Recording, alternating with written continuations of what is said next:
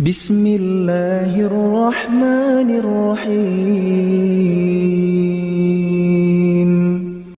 Rasulullah sallallahu alaihi wasallam kana yata'awwadhu bihinna duburas salati. Allahumma inni a'udzu bika minal bukhli wa a'udzu bika minal jubni wa a'udzu bika min an uradda ila ardhil umur wa a'udzu bika min fitnatid dunya wa a'udzu bika min adzabil qabri. Dari Sa'ad bin Abi Waqqas radhiyallahu anhu, beliau menceritakan bahwa Rasulullah sallallahu alaihi wasallam berlindung kepada Allah dari beberapa hal berikut duburas salah, ketika di dubur salat. Dan pembahasan tentang dubur salat sebagaimana yang telah kita singgung pada pertemuan sebelumnya, bahwa makna kata dubur salat ada dua kemungkinan. Kemungkinan makna yang pertama, dubur salat adalah bagian ujung dari salat, sehingga dilakukan menjelang salam. Seusai tasyahud, lalu membaca sholawat, kemudian membaca permohonan perlindungan terhadap 4 hal, menjelang salam, itulah wilayah dubur salat. Dan para ulama menyebutkan wilayah dubur salat untuk bagian ini berlaku apabila yang dibaca adalah doa.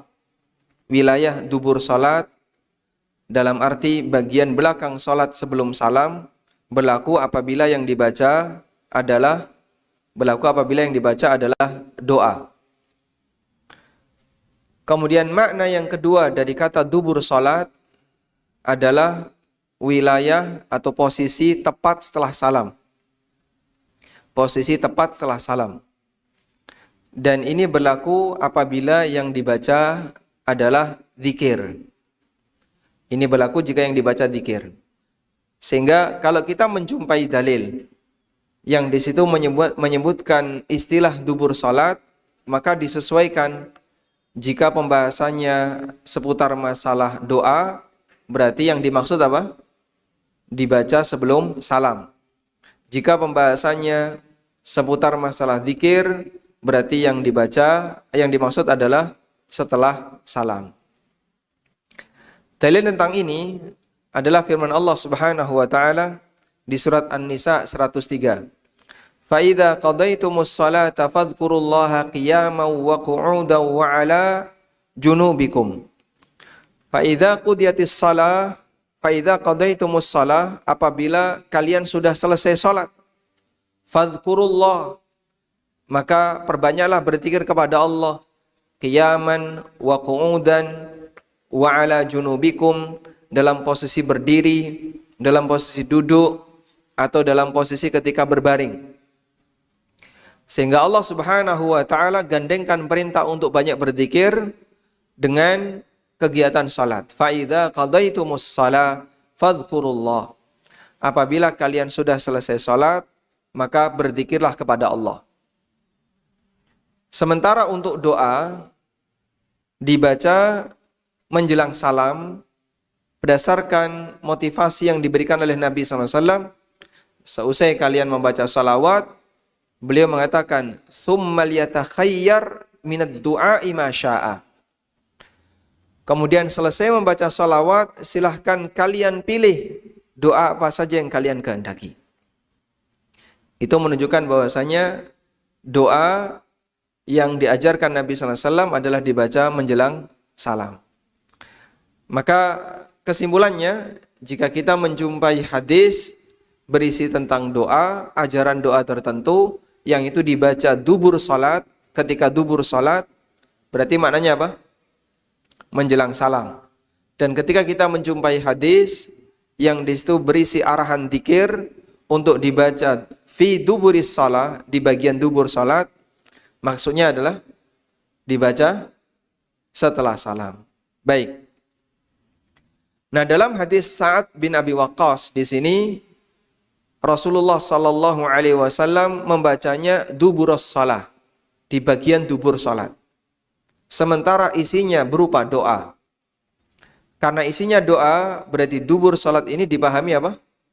Menjelang salam dan bukan setelah salam.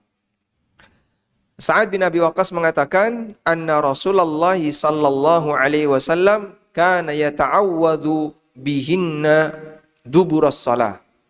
Bahwa Rasulullah sallallahu alaihi wasallam memohon pelindungan kepada Allah dengan beberapa kalimat berikut. Duburas salah, di bagian dubur salat, maksudnya adalah sebelum salam. Baik, berikutnya kita akan berkenalan terlebih dahulu dengan Sa'ad bin Abi Waqqas. Abu Waqqas adalah nama ayahnya Sa'ad. Lebih dikenal dengan kunyahnya daripada nama aslinya. Nama aslinya Malik. Nama aslinya Malik.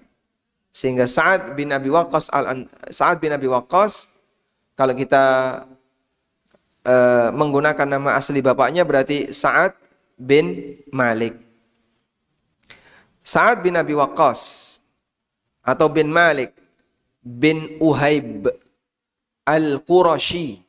Beliau termasuk orang Mekah.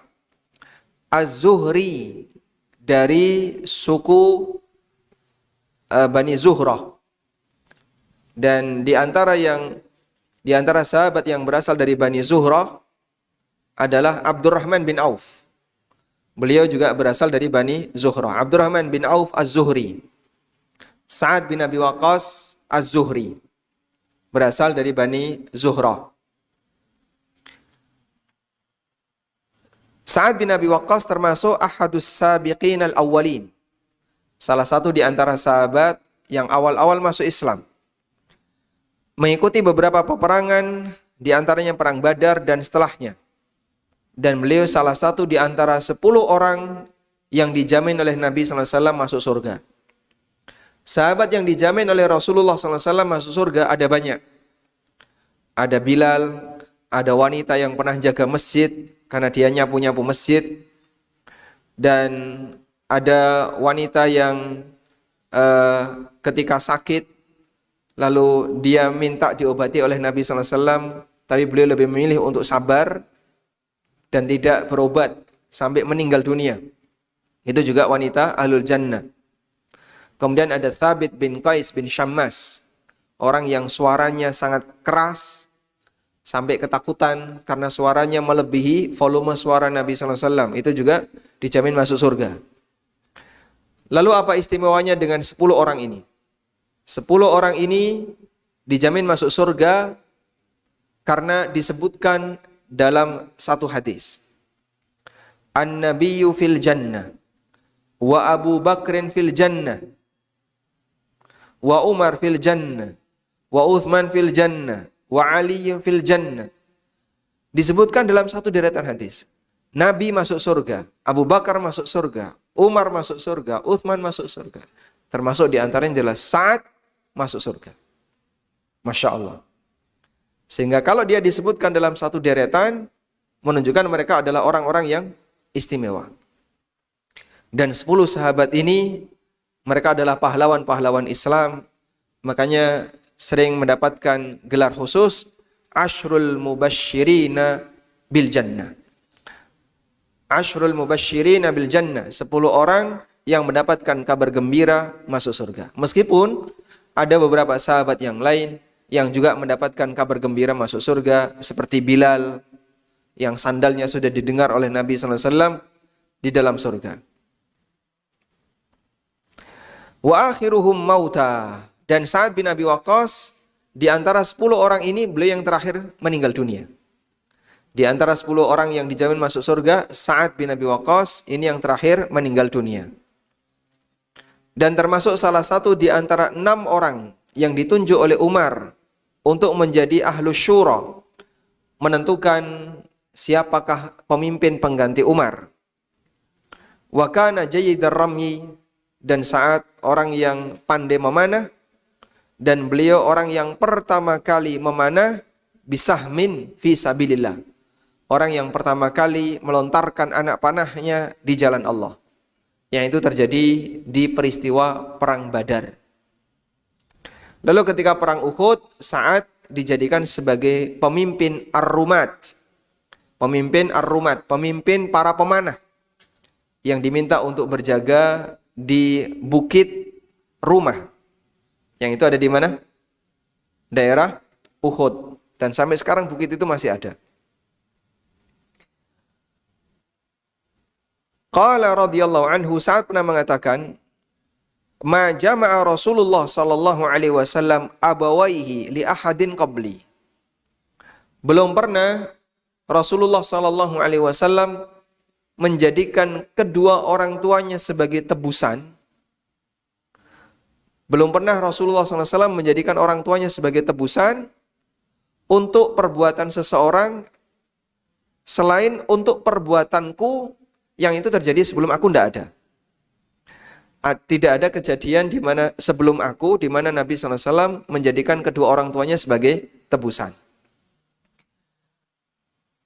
Laqad ra'aituhu yaqulu li, aku melihat beliau pernah mengatakan kepadaku, aku teringat beliau pernah mengatakan kepadaku, ya Sa'du irmi fidaka abi wa ummi. Wahai Sa'ad, lemparkan panahmu, memanahlah ayah dan ibuku sebagai tebusannya. Dan kalimat al-fida seperti ini menunjukkan penekanan makna. Sehingga ketika orang itu ingin menyampaikan sesuatu dengan kesungguhan, orang Arab menggunakan kalimat fida. Ada sumpah, ada fida. Ada kalimat qasam, ada kalimat fida. Kalau sumpah itu menyebut nama Allah, demi Allah kamu harus lakukan ini, itu sumpah. Kalau fida menjadikan dirinya atau kedua orang tuanya sebagai tebusan. Dalam budaya kita kalimat ini mungkin tidak ada. Tapi kemiripan dengan ini ada. Di masyarakat kita orang mau menekankan sebuah kalimat tertentu, kadang dia tambahkan, pokoknya kamu harus lakukan, kalau berhasil tak sembah. Kalimat itu contoh dalam bahasa masyarakat kita, nek kowe iso tak sembah. Itu untuk apa? Penekanan. Meskipun menyembah manusia, apa hukumnya? Syirik. Dan kalimat seperti ini tidak boleh dilakukan, tidak boleh diucapkan, karena menyembah sesama manusia hukumnya kesyirikan. Wa inni la awwalul muslimina ramal musyrikina bisahmin. Dan aku adalah orang yang pertama kali memanah kaum musyrikin. Dan itu terjadi ketika peristiwa Perang Badar. Dan keutamaan Sa'ad bin Abi Waqqas cukup banyak. Di antaranya adalah beliau termasuk mujabud da'wah. Orang yang doanya mustajab. Sampai ketika beliau berada di Kufah, Sa'ad bin Abi Waqqas dalam posisi buta. Beliau buta. Banyak sekali orang yang berdatangan kepada Sa'ad bin Abi Waqqas minta didoakan. Ada yang minta diberi kelancaran A, diberi kelancaran B, diberi ini, diberi ini. Banyak orang yang minta didoakan oleh sahabat Sa'ad bin Abi Waqqas. Sampai ada orang yang penasaran. Banyak orang yang meminta Anda agar mendoakan mereka. Tapi kenapa Anda tidak berdoa kepada Allah agar Allah menyembuhkan mata Anda? Lalu Sa'ad menyampaikan sebuah alasan bahwa musibah yang beliau derita lebih beliau sukai daripada dalam kondisi normal. Karena beliau menghendaki bisa mendapatkan ampunan dari Allah Subhanahu wa taala ketika bersabar terhadap musibah. Dan ada salah satu wanita yang didoakan oleh Sa'ad, karena wanita ini nyerobot tanahnya Sa'ad, lalu didoakan oleh Sa'ad, ya Allah jangan matikan dia kecuali di tanah itu. Akhirnya wanita itu betul, dia terjatuh di tanah yang diserobot tadi, dan dia mati di tanah tersebut.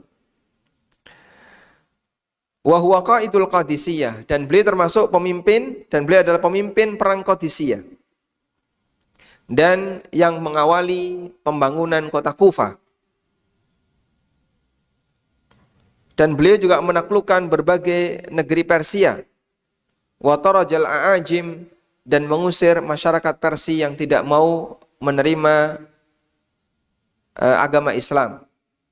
Meninggal pada tahun 55 Hijriah di daerah Aqiq. Kemudian dipindahkan ke Madinah dan dimakamkan di Baqi radhiyallahu anhu wa ardah. Baik, ini keutamaan sahabat Sa'ad bin Abi Waqqas. Nah, kemudian dalam hadis ini Sa'ad bercerita, Rasulullah SAW meminta kepada Allah pelindungan dari beberapa hal yang dilakukan di dubur salat. Kalau tadi kita memiliki kaidah dubur salat itu jika berkaitan dengan doa, maka dibaca ketika kapan? Sebelum salat. Karena itu doa ini lebih tepat dibaca sebelum salat. Nabi SAW minta perlindungan kepada apa saja? Coba kita hitung ya. Allahumma inni a'udzubika minal bukhl. Ya Allah, aku berlindung kepadamu dari sifat bakhil. Wa a'udzubika minal jubn. Dan aku berlindung kepadamu dari sifat pengecut. Wa a'udzubika min an uradda ilal ardalil umur. Dan aku berlindung kepadamu jangan sampai dijadikan dalam kondisi pikun. Berada di ardalil umur, usia yang paling hina. Maksudnya apa? Pikun. Disebut oleh Allah usia yang paling hina. Dan itu bahasa Al-Quran. Dan itu bahasa Al-Quran. Allah Subhanahu wa ta'ala berfirman, "Wa minkum may yuraddu ila ardalil umuri likai la ya'lama ba'da ilmin syai'a." Dan di antara kalian ada yang dikembalikan oleh Allah dalam posisi ardalil umur, berada di usia yang paling hina, sehingga dia terlupakan apa yang dulu dia ketahui. Dan sifat orang pikun gimana? Sifat orang pikun gimana? Dia akalnya kurang, sehingga lupa dengan apa yang dia ketahui. Bar madang, jaluk madang. Aku sek ngeleh durung mangan kok ora dikei. Kadang dia berangkat sholat Jumatan pas hari Kamis. Dan orang yang pikun kondisinya seperti ini. Karena itu orang yang pikun dengan kondisi seperti ini, maka syariat sudah tidak lagi wajib untuk dia laksanakan. Sebab dia sudah tidak berakal. Dan disebut sebagai ardalul umur. Karena manusia yang pikun, baik miskin maupun kaya nasibnya sama. Nasibnya apa Pak? Nelongso ya. Karena orang seperti ini diharapkan oleh seluruh anggota keluarganya cepat mati. Itulah kondisi orang pikun. Makanya disebut sebagai usia yang paling hina. Tidak ada manusia di mana diharapkan dia itu hilang dari keluarganya selain orang pikun. Sehingga kalau di usia anak-anak berakal enggak? Berakal. Namun kemampuan akalnya ya sesuai dengan tingkat usianya. Dalam posisi ini mungkin dia melakukan kesalahan, mungkin dia ngerepoti keluarganya, kadang kencing, kadang ngompol, kadang dia muntah, kadang dia mecah piring, dan aneka kesalahan yang dia lakukan. Tapi orang tua melihat bayi seperti ini, gimana Pak? Seneng dia. Ngelayani bayi itu seneng. Daripada ngelayani apa? Orang pikun ya. Sehingga orang tua ngelayani bayi seneng, tapi anak ngelayani orang pikun tidak seneng. Semangatnya beda. Makanya tidak mungkin bisa disamakan kasih sayang orang tua kepada anak dengan kasih sayang anak kepada orang tua. Sehingga mustahil anak itu bisa membalas kebaikan orang tua. Kalaupun ada anak yang demikian berbakti kepada orang tuanya, dia maksimalkan melayani orang tuanya, belum tentu menyamai amal orang tua ketika melayani anak. Kenapa? Karena anak saat melayani orang tua, harapannya kapan leren. Alias apa? Alias apa Pak? Kapan orang tuanya meninggal. Tapi orang tua ketika melayani anak, harapannya semoga anak ini cepat besar dan bertahan hidup harapannya beda. Dan amal itu diukur lahir batin. Tidak hanya melihat dari lahiriahnya saja. Tayyib. Maka kita mohon kepada Allah Subhanahu wa taala agar Allah taala mengampuni kesalahan kita sebagai anak yang tidak bisa menunaikan kewajiban kepada orang tua, hak-hak orang tua secara maksimal. Wa a'udzubika min fitnatid dunya, dan aku berlindung kepadamu dari fitnah dunia. Wa a'udzubika min adzabil qabr, dan aku berlindung kepadamu dari azab kubur. Ada 5 di sini ya. Nabi SAW berlindung kepada Allah dari apa? Dari 5 hal. Coba sebutkan. 1, bakhil, sifat bakhil. Yang kedua, pengecut. Yang ketiga, pikun. Yang keempat, fitnah dunia. Yang kelima, azab kubur. Hafal insyaAllah. Kalimat depannya sama. Allahumma inni a'udzubika minal bukhli wa a'udzubika minal jubni wa a'udzubika min an uradda ila ardalil umur wa a'udzubika min fitnatid dunya wa a'udzubika min adzabil qabr. 5 hal yang dimana Nabi SAW memohon perlindungan kepada Allah Subhanahu wa ta'ala ketika di penghujung salat. Hadis riwayat Bukhari. Baik, sekarang kita akan bahas beberapa istilah yang disebutkan dalam 5 perlindungan tadi. Yang pertama, Nabi SAW meminta kepada Allah perlindungan dari sifat bakhil. Bakhil secara bahasa artinya adalah man'ul fadli wal imsaku anil badli. Bakhil secara bahasa adalah tidak mau memberikan sesuatu yang melebihi kebutuhan pokok. Tidak mau memberikan sesuatu yang melebihi kebutuhan pokok. Dan tidak mau berbuat baik kepada orang lain. Lawannya adalah al-jud. Al-jud, lawan dari apa? Bakhil.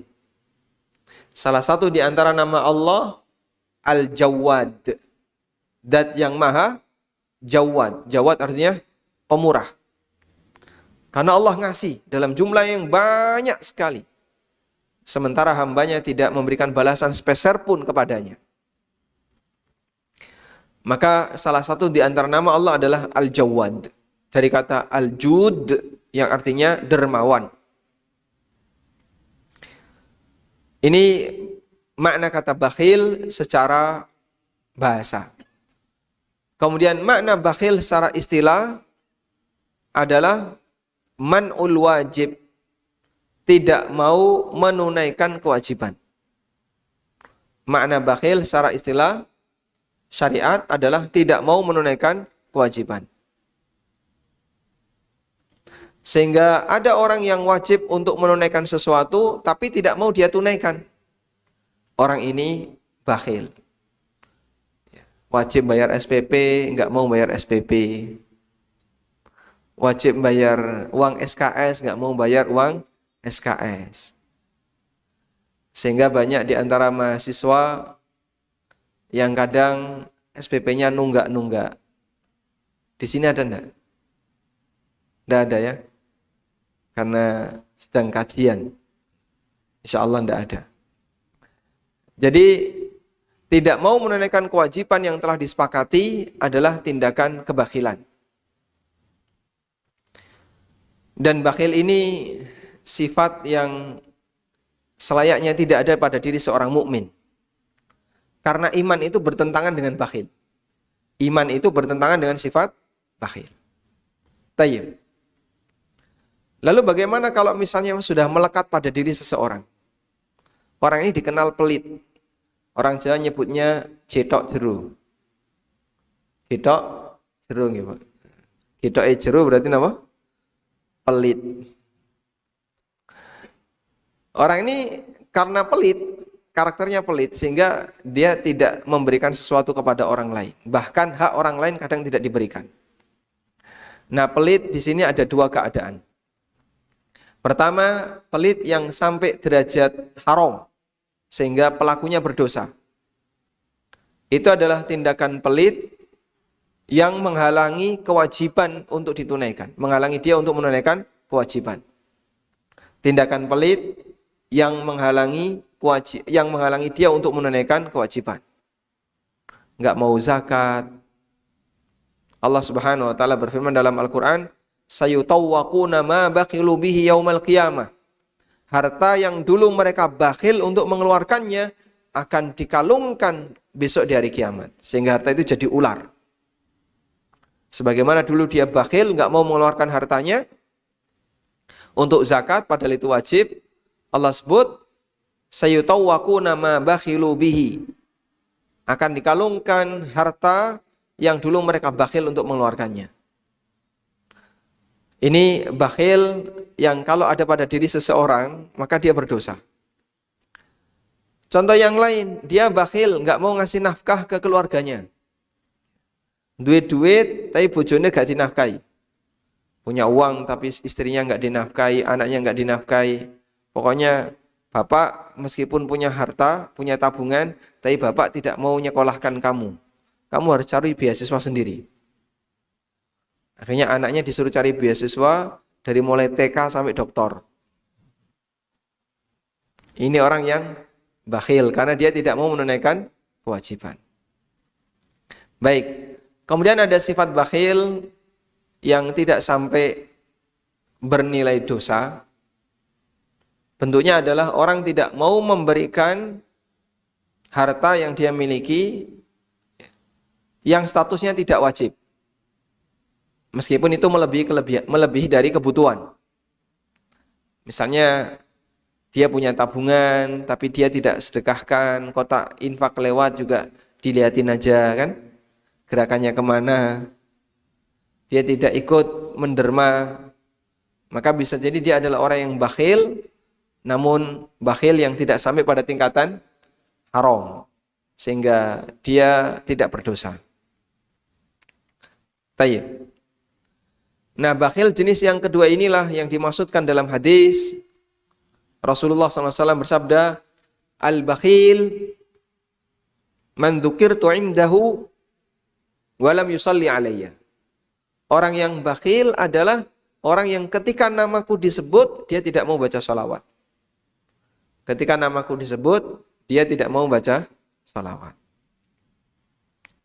Selanjutnya, wa a'udzubika minal jubn, dan aku berlindung kepadamu dari sifat pengecut.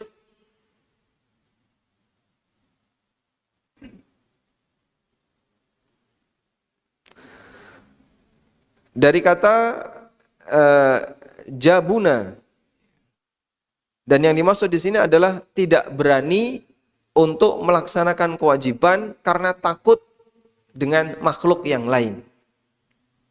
Tidak berani melakukan kewajiban karena takut dengan makhluk yang lain. Namanya apa ini? Juben. Misalnya tidak berani menyampaikan kebenaran, takut kehilangan jamaah. Termasuk enggak? Atau ada orang yang tidak berani meninggalkan yang haram, takut nasib dia dan keluarganya. Wah, nanti nafkah saya dari mana? Ini pengecut. Maka bisa jadi karakter pengecut itu pernah kita lakukan, meskipun bisa jadi tanpa sadar. Tidak berani amar ma'ruf nahi mungkar dan yang lainnya. Itu termasuk di antara sifat al-juban. Wa a'udzubika min an uradda ilal ardalil umur, dan aku berlindung kepadamu dari ardalul umur, ya usia yang paling hina. Yaitu usia ketika orang mengalami pikun, dhaiful bayyinah, sahiful akal, sehingga orang ini lemah ketika ngomong, akalnya berkurang, qalilul idrak, susah paham. Ini orang yang pikun. Dan kita berlindung kepada Allah Subhanahu wa taala darinya. Wa a'udzubika an uradda ila ardalil umur. Dan aku berlindung kepadamu ya Allah, an uradda ila ardalil umur, agar jangan sampai dikembalikan sebagai orang yang dalam kondisi pikun. Baik.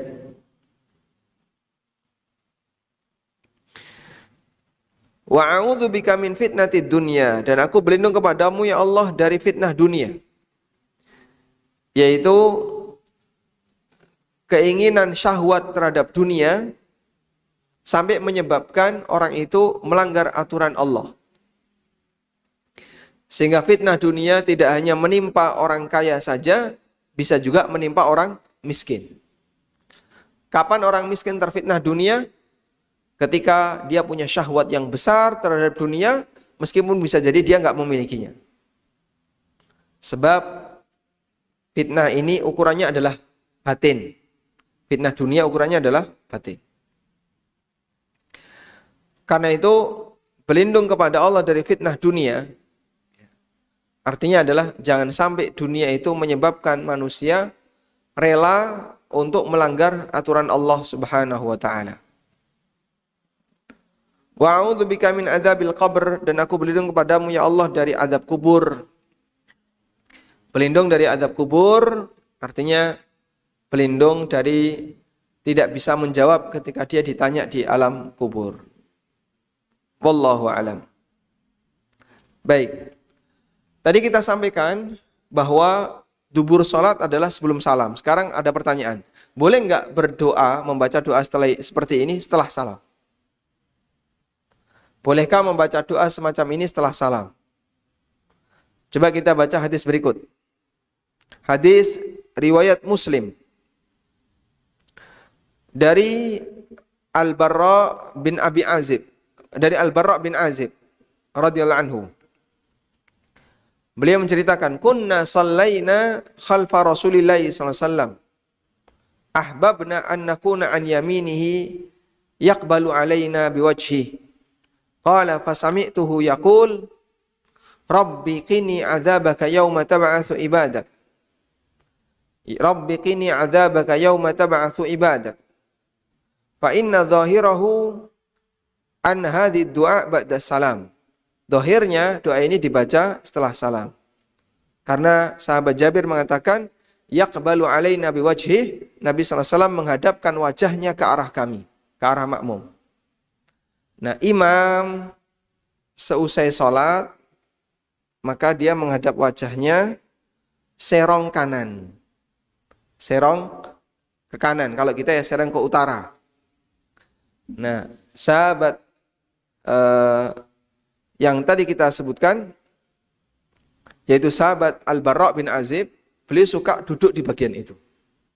Karena ketika Nabi SAW balik arah, yang ditatap adalah sahabat yang berada di saf depan agak serong kanan. Itu tempat duduk premium, ya. Karena saat Nabi SAW balik arah, beliau melihat ke arah sahabat yang ada di situ. Lalu Al-Bara' mengatakan, dan aku mendengar Nabi SAW membaca kalimat ini. Rabbi qini adzabaka yauma tab'atsu ibadak. Sehingga di situ Rasulullah SAW dohirnya membacanya persis setelah salam. Begitu salam, Nabi SAW langsung membaca, Rabbi qini adzabaka yauma tab'atsu ibadak. Ya Allah, lindungilah aku dari azabmu pada hari di mana engkau akan membangkitkan seluruh hambamu. Artinya kita berlindung kepada Allah dari azab akhirat. Wallahu a'lam. Baik, hafal insyaallah Pak. Coba diulang. Ada 5 ya tadi ya. Allahumma inni a'udzubika minal bukhli wa a'udzubika minal jubni wa a'udzubika min an uradda ila ardhil umuri wa a'udzubika min fitnatid dunya wa a'udzubika min adzabil qabr. Hafal insyaallah? Baik. Cara menghafalkannya ini ya. Jadi beliau minta perlindungan kepada apa? 5. Bapak hafalkan gini. Insyaallah akan lebih cepat hafal. Wallahu a'lam. Tayyib. Nah, kesimpulan terakhir berkaitan dengan posisi doa tadi, umumnya doa yang diajarkan Nabi sallallahu alaihi wasallam adalah sebelum salam. Tapi kalaupun ada orang yang mau membacanya setelah salam, hukumnya diperbolehkan. Wallahu alam, mungkin demikian yang bisa kita sampaikan. Semoga yang sedikit ini bermanfaat. Ada yang mau disampaikan? Ada? Baik. Wa sallallahu ala nabiyyina Muhammadin wa ala alihi wa sahbihi wa sallam wa akhiru da'wana anil hamdulillahi rabbil alamin. Subhanakallahumma wa bihamdika asyhadu an la ilaha illa anta astaghfiruka wa atubu ilaik. Wassalamualaikum warahmatullahi wabarakatuh.